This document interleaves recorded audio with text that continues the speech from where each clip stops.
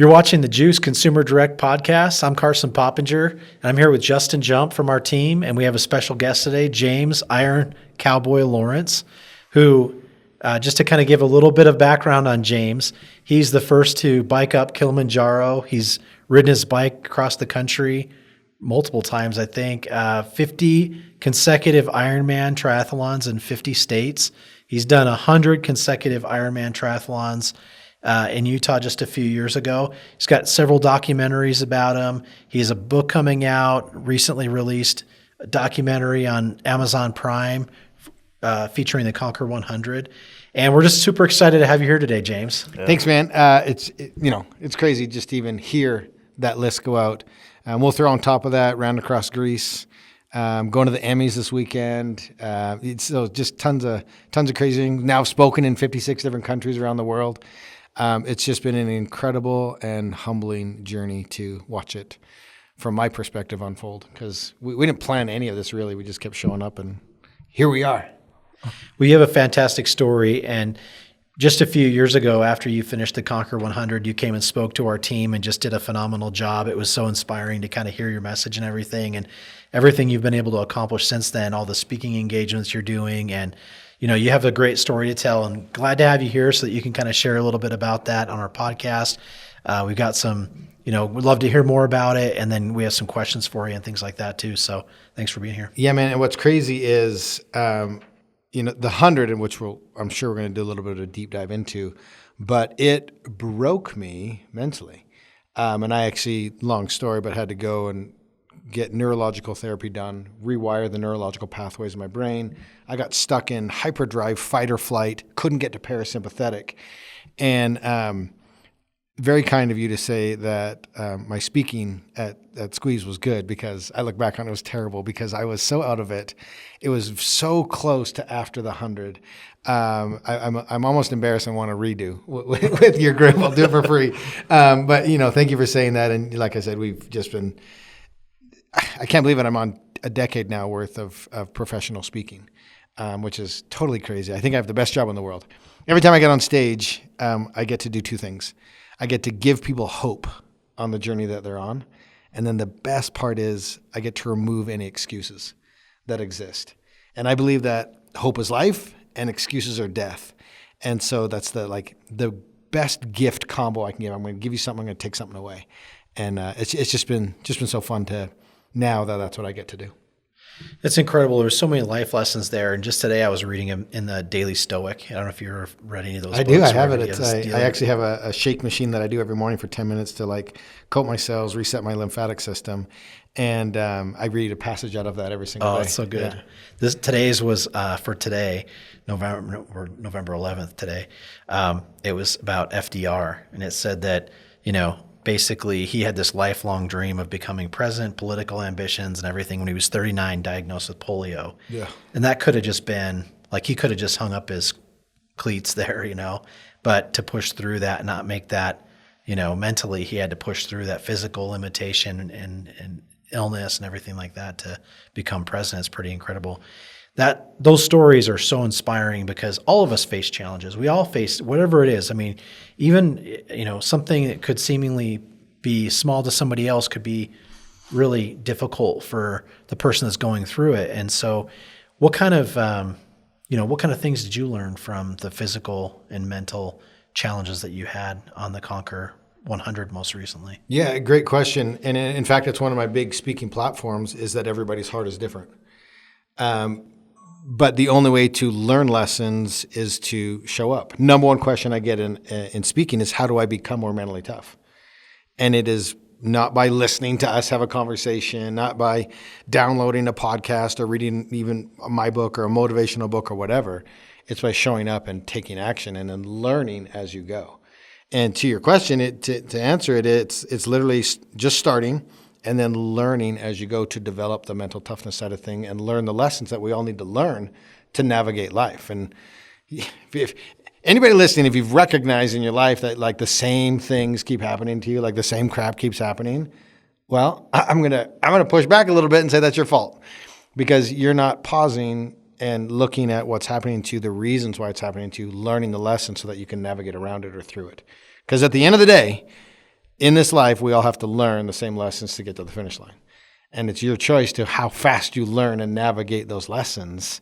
And so if you're that person who's just like, man, the same stuff keeps happening, let's just pause for a second and maybe take an audit of our lives and our actions and see what's happening. And I think a lot of people are in that realm, right? Like I think it's common more so than not to think that way. I know at times in my life I've been there.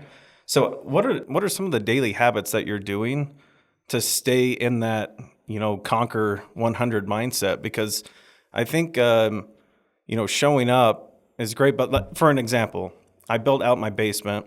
I got a gym room down there.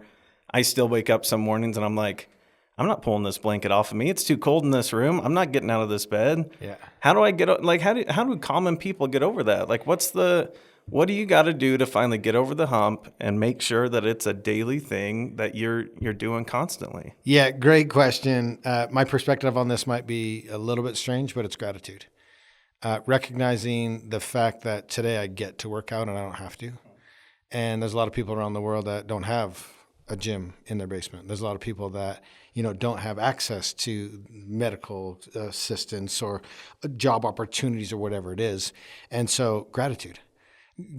If we can shift everything to gratitude, then it becomes so much easier recognizing I don't have to work out.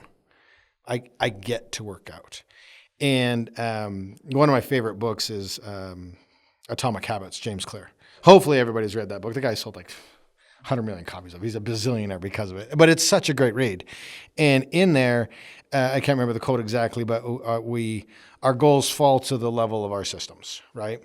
And so it's so funny too, because people think I wake up every single day. I'm super fired up and amped to get in a freezing cold pool to do the laps or go in the winter here in Utah, get outside and run my miles or do it. No, dude, I want to stay in bed too. Yeah. Like I'm a natural man and I got all these, we're creatures of comfort. I mean, come on. And that's why we work so hard is to get these comforts.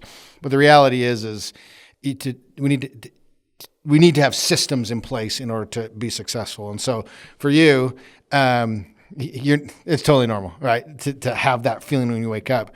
And so you have to put a system in place and give yourself the fewest amount of barriers in order to accomplish that goal.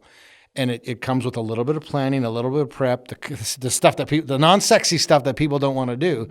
But like, okay, you did a huge piece in setting up that gym.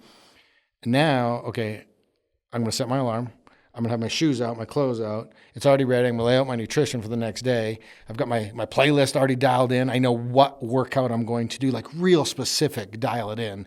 Create the least barrier from moment of resistance to taking action. That's how you do it. And then it's all the buzz on social media right now. It's not about motivation. It's about discipline.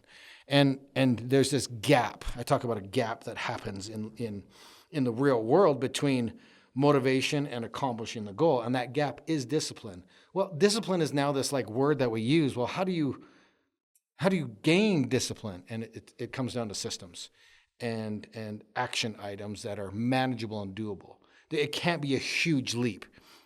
First step is turn your alarm off. Second step, drink a bottle of water. Third step, roll out of bed. Fourth step, put your shoes on. Fifth step, drink your pre-workout. Fifth step, put your jams on that you're going to listen to. Fifth step, bring up the workout you're going to do. Walk down the stairs. Like break it down to such manageable steps that lead you to success. And then obviously it all starts with gratitude and saying, man, I get to work out today. I get to treat my body like a temple today. I think that's incredible. And I just want to explain for a second, but while we're early in this, kind of why you're qualified to talk about these things, right? Because just to kind of give you, if you haven't seen his documentary, you need to watch. There's 2 on Amazon Prime, the 50-50-50, and then the Conquer 100. And then the Conquer 100, and you can find those under Iron Cowboy on Amazon Prime. But for 100 straight days, this guy would wake up at probably 4 a.m., go down to the pool. You'd swim 2.4 miles in the pool, which was how many laps back and forth, and then go and ride his bike 110 miles. 12. Around 112 miles. Hey, I 112 miles. Miles, bro. That's right. Yeah. Come on, Carson. Don't jip me, brother. Those miles hurt. That's right. 112 miles, and then you would finish the day which would be like 8 o'clock at night, 9 o'clock at night, sometimes probably later, 26.2 miles full marathon. on the run. So the total of an Ironman for the listeners that aren't familiar with, and it's not a super popular sport. In fact, it's the least friendly spectator sport on the planet. But the race itself is 140.6 miles. And NBC Sports calls it the most single difficult day in sports. And so it's just, it was an experience for sure to do that on the daily. It's an Ironman a day for a quarter of a year, 14,000 consecutive miles. Yeah, you did 14,000 miles. Yeah, to wake up the next day and do it again. And I remember some of the discipline you were talking about was making me think about what I witnessed when you were going through that, which, you would sort of finish the day, you'd get massage, you'd fall asleep on the table, and then you'd wake up at 4 a.m. and then go back after it again. Right, but here's to my exact point. I miss the structure and the constraint of those challenges of the 50, the 100, whatever it is. Even training for a big race, like if you have a game plan, like during the 100, there wasn't a question what I was doing that day. It was so laid out. Like I could look at any, like, let's say there's an entrepreneur out there that's like, oh man, I'm just struggling to make it or break through this and that. I'm showing me your calendar. Show me your daily to-dos. And if they're like, well, I don't know, I just wake up and I just start doing it. Okay, well, that's why you're failing. During the 100, I knew exactly my day. I wake up. I knew exactly what I was going to eat that morning. I knew what time we had to leave the house. I knew what time I had to be at the pool. I knew what time I had to be poolside. I knew what time I had to be in the water. I knew what time I had to push off the wall. I knew what time I had to finish that swim. Like the 100, the swim, even the swim was dialed in to the point where we were doing 100 meters on the 2-minute. Every 2 minutes, like if I finished the 100 meters at 153 seconds, I got 7 minutes break. How dialed in is your day as an entrepreneur, as a business owner, as a CEO, as a sales team, how dialed in are you? Are you to the minute? Like that's going to dictate your success. And the reason I loved the 100 and whatnot, and when I was I hated the suffering and all that that came with it, but I loved like waking up, grateful that I got to participate in that part of my life. But then I knew exactly what every minute was of that day. And so discipline now becomes easier, right? It's that quote from James Clear, our goals fall to the level of our systems. We had such incredible system on the 100. Now I had to navigate the chaos that happened and all that, and that's just going to happen. But I knew exactly where I needed to be, and then we did our best to hit those benchmarks. How did you know what those systems were going to be, having not done 100 in a row before? Great question. Yeah, great question.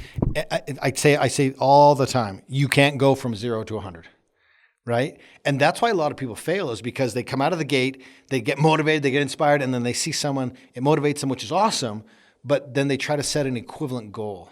And they're putting themselves into the shoes of someone who is a decade, 2 decades down the road from where they are. And a side tangent, that's why social media is so hard, because everybody's posting their best moments. Everybody's the coach. Everybody's the expert. And it's paralyzing society from doing something new because they're fearful of that judgment of sucking on day number 1. And it takes courage to be bad at something and be the newest member of any community.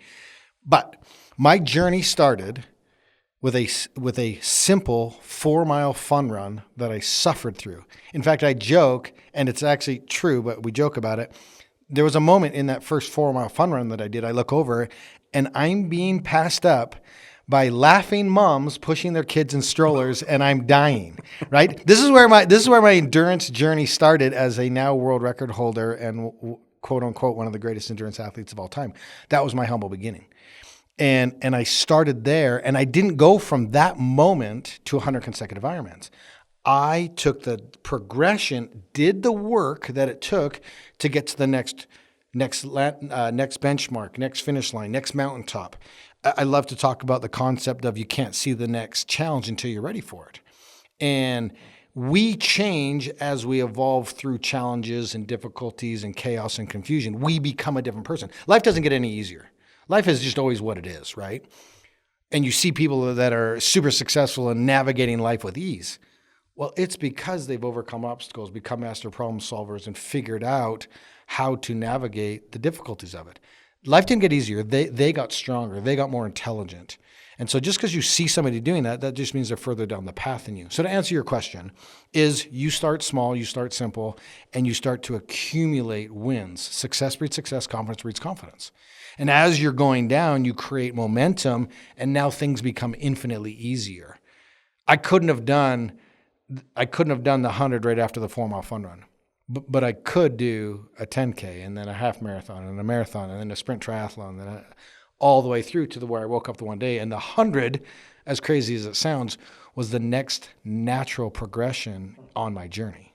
An Ironman a day became routine because I'd shown up for a decade. Mm-hmm. Does that make sense? Before. Just a few weeks ago, we had another person that you're friends with is Patrick O'Bourne. Oh, yeah. He was on Patrick. he was on our show, and he was talking about his ultra, his 250 that he did this year. Yeah. And similarly, he kind of just said that just step by step by step, and he kind of talked about some of his challenges getting to be able to do that. But he said, before he went out to do the 250, he's like, someone told him, like, you've already done this before. You've just done it in different stages. Now you just have to do it all together in 5 days. Well, and that's the thing too, is people look at failure as a really negative thing.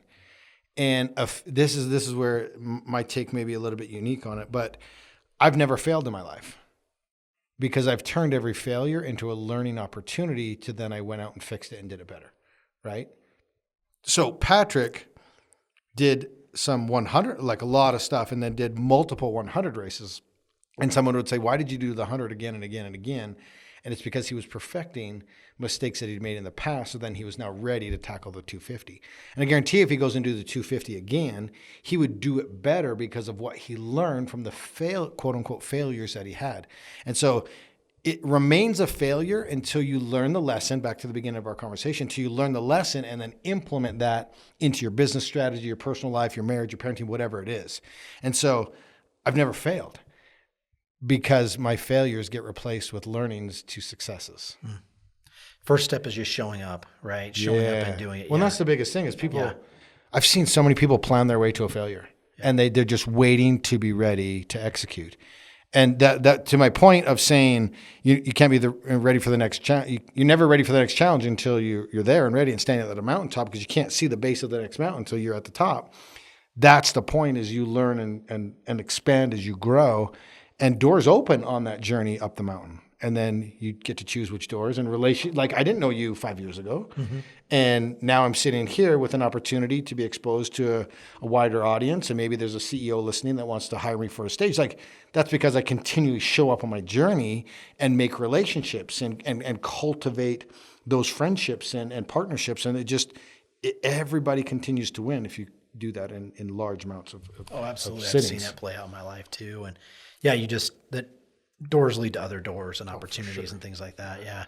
I'm actually facing that problem in my life right now. Like, too many doors are in front of me, and I have to like intelligently like sift through them and decide which ones I'm going to open and go through. Because you can also make the mistake of like opening up too many doors and going through too many at the same time, and then your quality goes way down. And so it's a great problem to have, and I'm thrilled that we've got to this point where we've got options. But yeah, it's fascinating.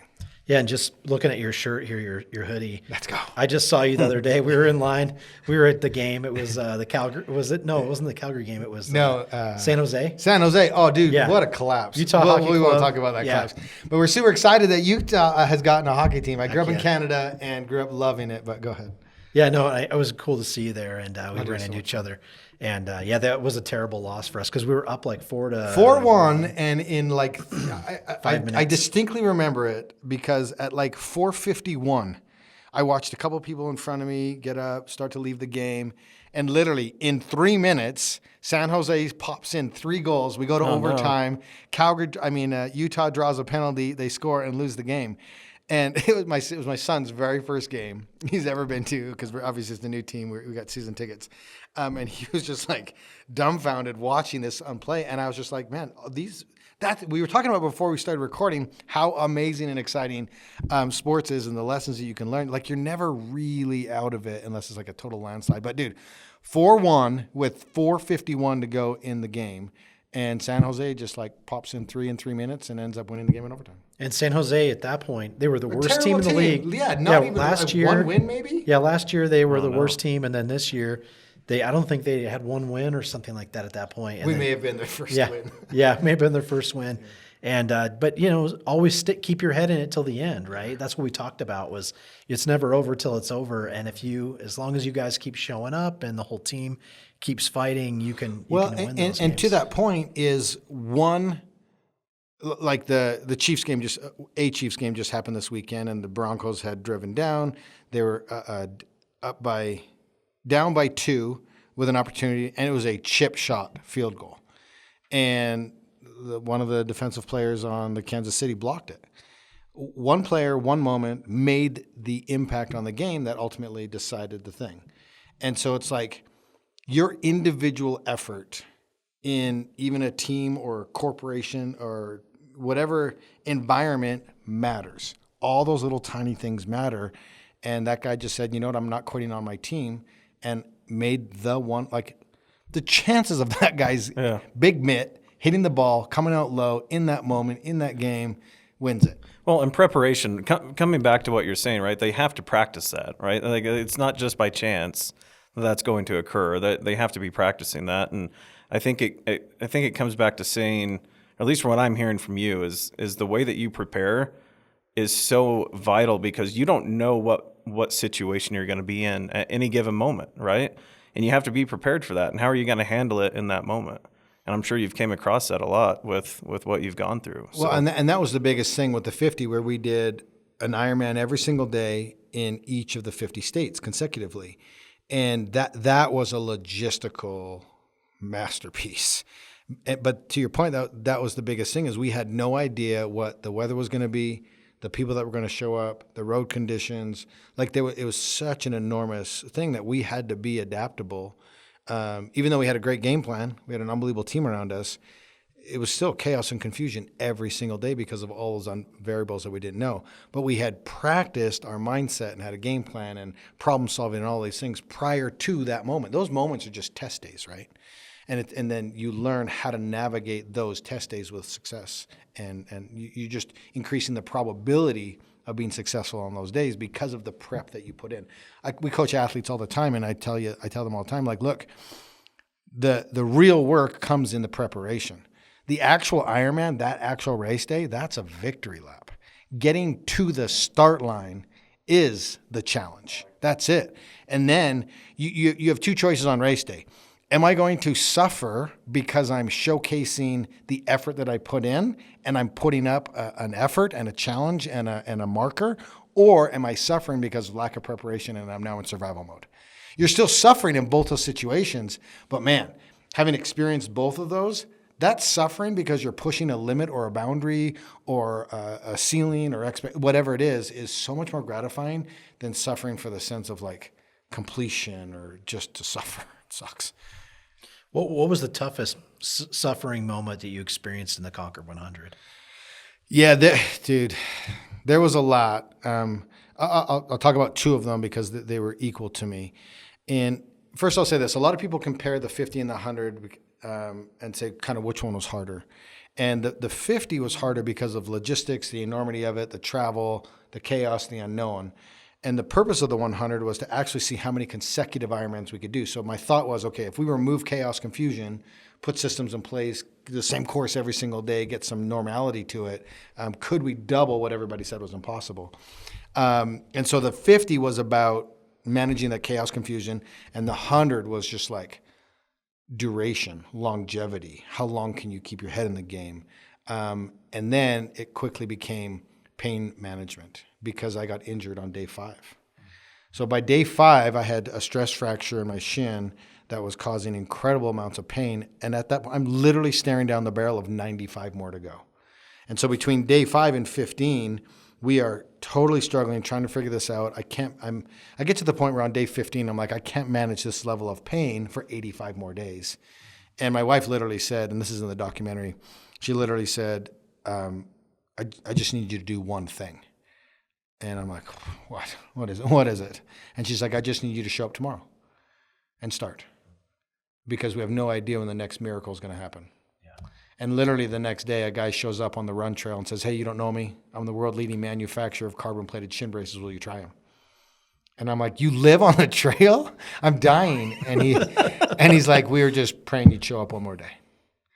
And that was the miracle that allowed us to continue. And so that kind of stretch was like really, really difficult and hard. And then fast forward all the way to day 50, we break our own world record. And then every single day we get to wake up and break our own world record. It was really cool. And then on day 59, I was in a bike accident. And it was super violent, super chaotic. I got knocked unconscious. And I knew over the handlebars or something. Oh yeah, I was airborne, yard sale. Knocked unconscious, landed on the top of my head. Real random the way the accident happened. If you want to know what it was, you got to watch the documentary. It's on Amazon Prime, or pre-order our new book, Iron Hope. But that moment there was chaos. It was crazy. You know, most people quit in that moment. And there's a lot of details that go around why we didn't, but we have what's called an ethos. And an ethos is what you stand for, black and white. And in that, you have to be prepared for those moments, because in the moment of chaos, you're so filled with emotion, it's really hard to make the right decision. And so you have to be prepared for those moments. And Aaron, he's one of the wingmen, huge part of my team. He was doing all 112-mile bike rides with me. So he's with me that day. He comes back to me. I'm knocked unconscious. I come back to. And he literally looks down at me, staring down at me, and he says, have we finished what we started? And I said, no.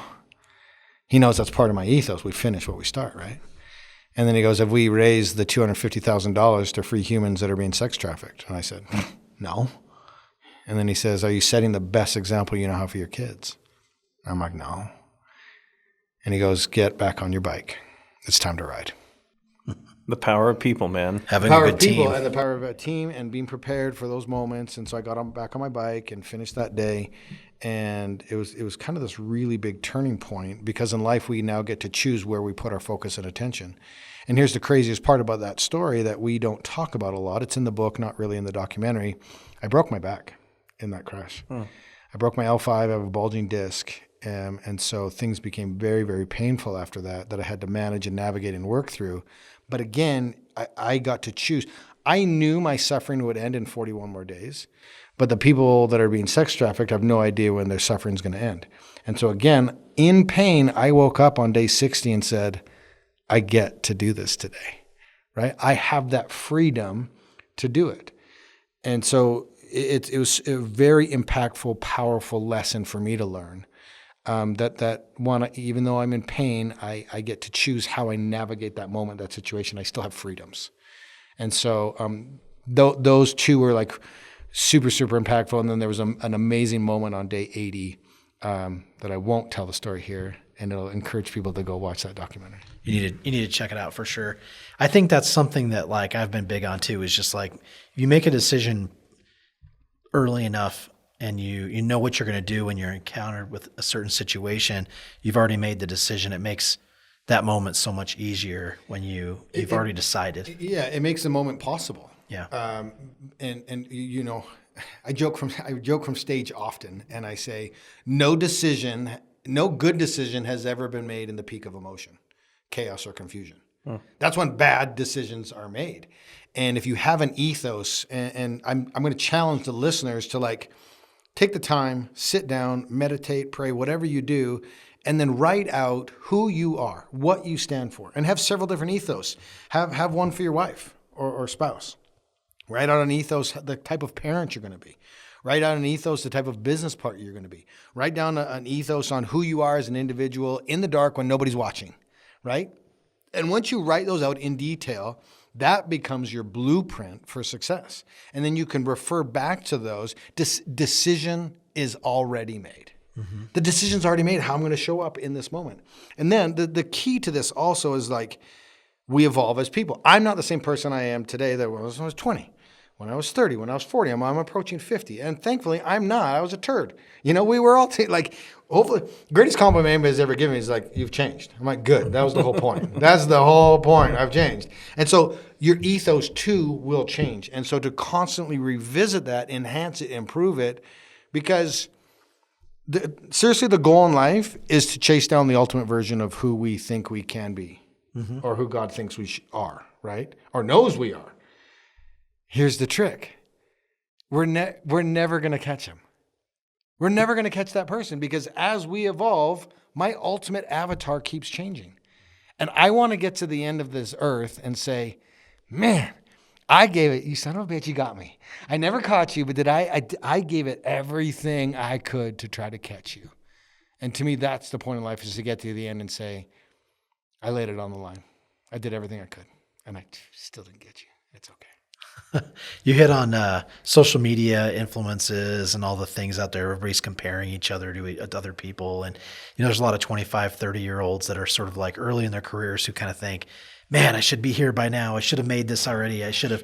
And it's like, hey, you know what? Just, there's experiences that are going to get you there, but you really have to experience those before you can really accomplish what you really want to accomplish. And, I think that was such an important lesson that you kind of touched on there a little bit. And who you are today is not who you were 20 years ago. Yeah. So. And again, that's the point. In fact, I've got older kids now. 2 of them got married this year.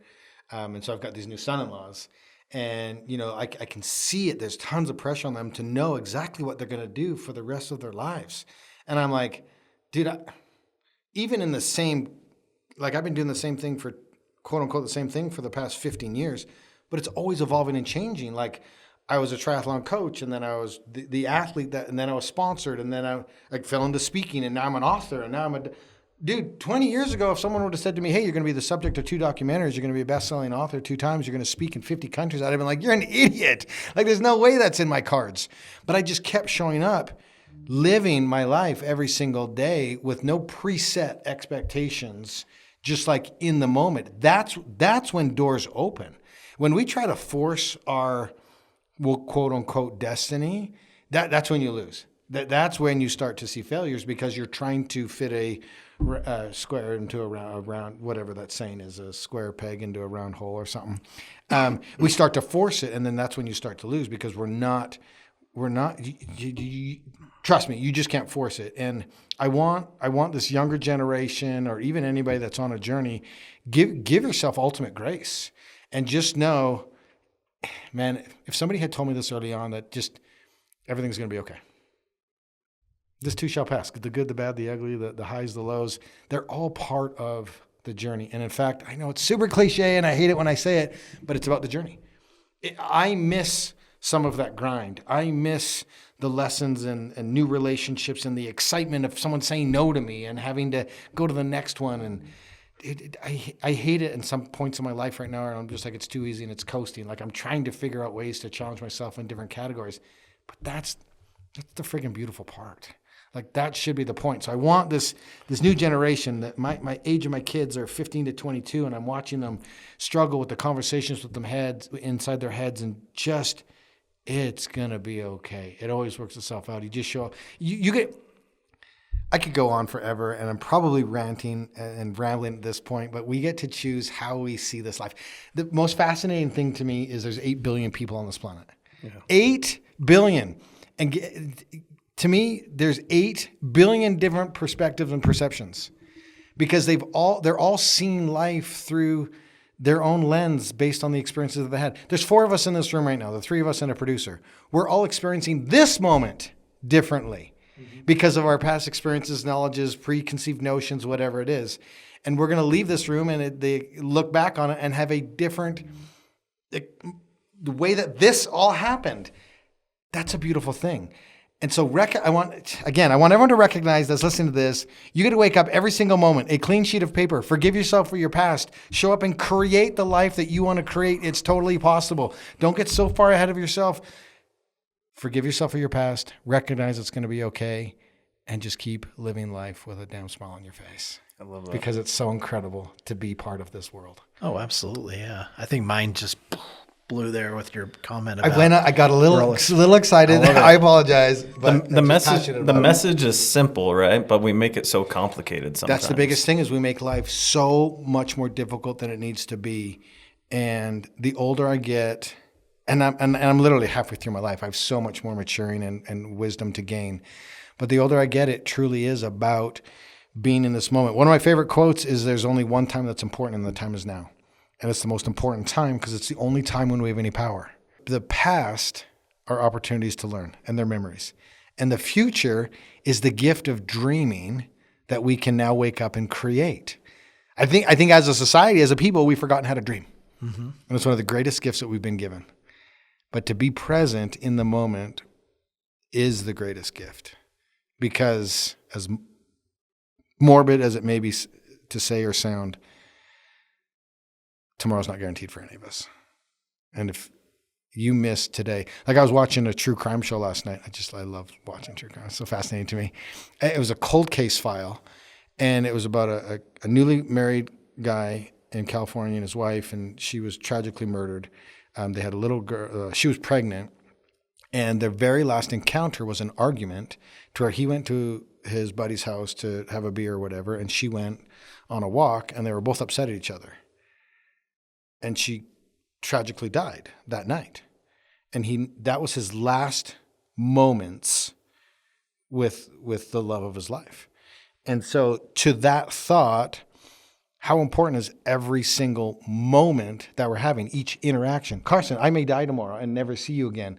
And what would happen if this interaction was negative and I called you that and the other and it was heated and argumentative and, dude, I just met you. I think you're a stud. And like, what? It's not what we say. It's how we make each other feel. Because I might not see either of you tomorrow. I don't know this cat, but dude, I think you're awesome. And you guys can't see him on camera, but he's smiling and he's bringing light to my life right now. And I think that is the coolest thing and something that we're missing. And dude, it's about moments and here right now. Well, I think so much right now today, there's a lot of anxiety in our world, a lot of nervousness about the future and things like that. And my wife will remind me all the time, like, why are you worrying about that? That hasn't happened yet. Why are you stressing about that? Because she's like, that hasn't happened yet. And I'm like, okay, I got to remind myself, ground myself back to the now, the present, because it's the moments right now that make a difference. And, worrying about the past, like you said, that's history. You can't change that. But what can you do about right now? I think that's a huge lesson for everyone. It's the number one thing I see people do. It's called catastrophizing. And what they do is they look into the future, it's worst case scenario, and then they just start to spiral. And they give it, and then they create a scenario off of this, and now they start having mythical conversations between two people. Like it's just so crazy the things that we create in our mind that haven't happened yet. And you literally have to. This is something that everybody listening right now can implement in their lives, and it'll change your life. So if you're in that moment of chaos, confusion, you find yourself worrying about the future, pause, stop. Take out a piece of paper and a pen. Write down everything you're thinking about and you're worried about. And then go back and cross out everything you can't control. You're going to be left with one, maybe two things, and then that's where you put your focus and attention. That is the number one thing that's preventing people from focus on what you can control. Focus on what you can control. Here's the biggest delusion. You don't have control. You never did. You never did. We just had the election in the United States. I don't care what side party you're on, whatever, who cares? Did your life really change? Sit down and think of the three things in your life that whichever party was nominated or won, three very detailed things that your life's going to change. I guarantee you 99% of the population can't find one. That's going to change. The biggest impact we can have is with our family, our friends, our community. I can't think of one thing that I could do right now on a federal level.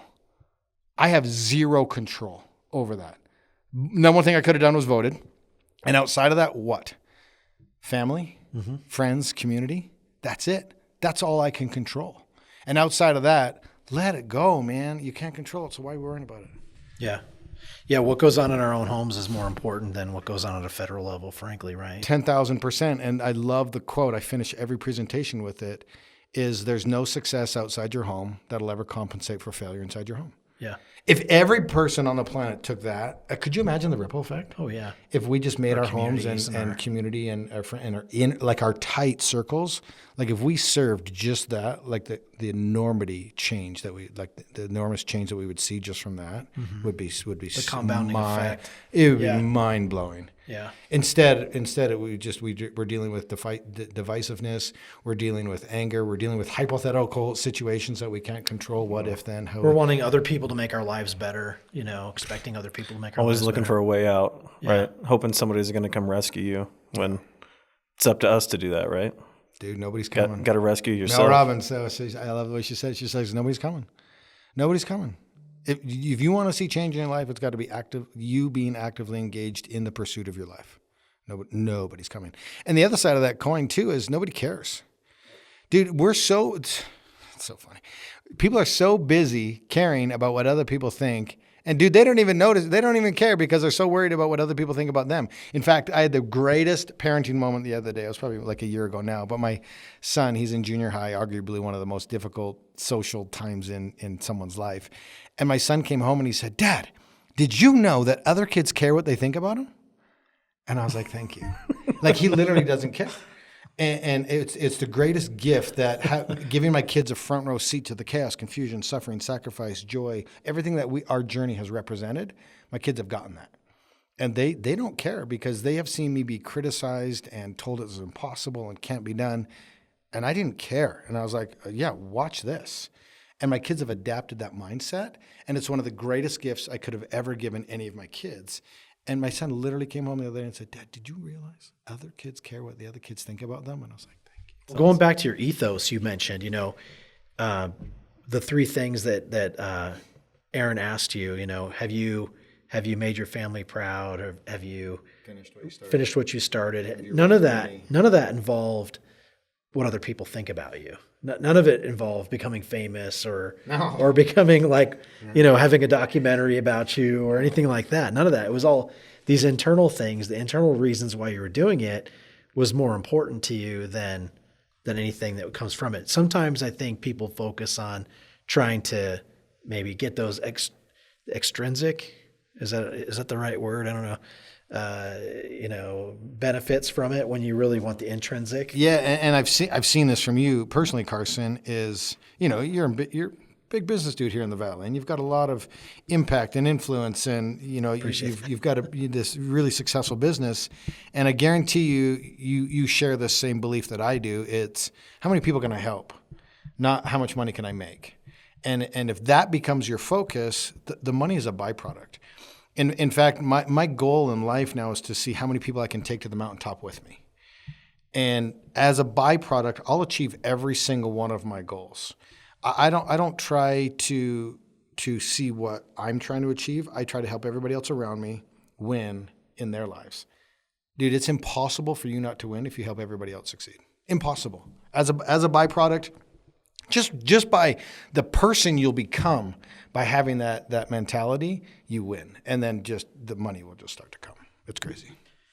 Yeah, as you were kind of telling your story, I was thinking a little bit about my journey in building the business and everything, which you just mentioned. And, a few years ago, Jacob, who works with us, he was like, "How does it feel? Do you feel like," because he's kind of seen me since, the last 10 years. He's been with us for 10 years and has kind of seen the growth over that time.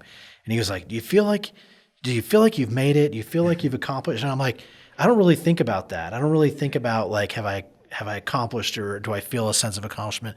Because I kind of always think of what's that next peak? What's that next thing that we're going to do? And, sometimes I don't even like to tell my story because I don't really even feel like it's complete. I feel like way. It's like, I don't want to talk about it because it's like, I feel like I'm still in it, and I still haven't really gotten to the end yet. And so, but it's an interesting thing when you think about, and you talked about all of our different life experiences and culminate and focus on the now and everything. I think that's. Yeah. I don't, in any sense of the imagination, I don't think I've arrived. Mm-hmm. And I wake up and I'm like, okay, how can I grow today? Who can I impact today? What do I need to do to make that happen? And then I just pray. I'm like, okay, just put me where I need to be and say the things I need to say. And hopefully someone's listening that'll impact them and I can help that person. Oh, I know it is going to, especially those watching this. You're going to get something out of the story, the life lessons that you're giving. And, everyone's going through something. Going back to what we talked about earlier, it's like everyone's got a challenge. Everyone's got a mountain to climb. And, I think the things that you're covering and talking about just so valuable. So I think we're just kind of wrapping up here. And so I'll kind of turn the time over to Justin and give some final thoughts, and then we'll wrap it up for you, James. Lot going through my mind. For me personally, you're a hero to me, man. Like, I remember watching you on social media as you were doing the Conquer 100, and I was like, how? Like, how do you do that? And hearing you talk, I feel the sincerity, first of all, and the passion in you, and it helps me want to be a better person in general, just listening to you talk. So I think for me, like, wipe the excuses and get up and start doing something about it, right? Show up or shut up. It's a and I love that, and thank you for sharing that, because a lot of times I wake up and I'm like, dude, why am I showing up today? And then I think, no, I can reach somebody today. And we, as humans, as individuals, we have truly no idea who's watching, how long they're watching, why they're watching, but I have learned that no matter who you are, somebody is watching. And so how we act and operate is so incredibly important. And so thank you, man. Yeah. You're the reason I'm going to show up tomorrow. Good. Because there's someone else like you that's like, man, why am I waking up today? Appreciate that. Yeah, man.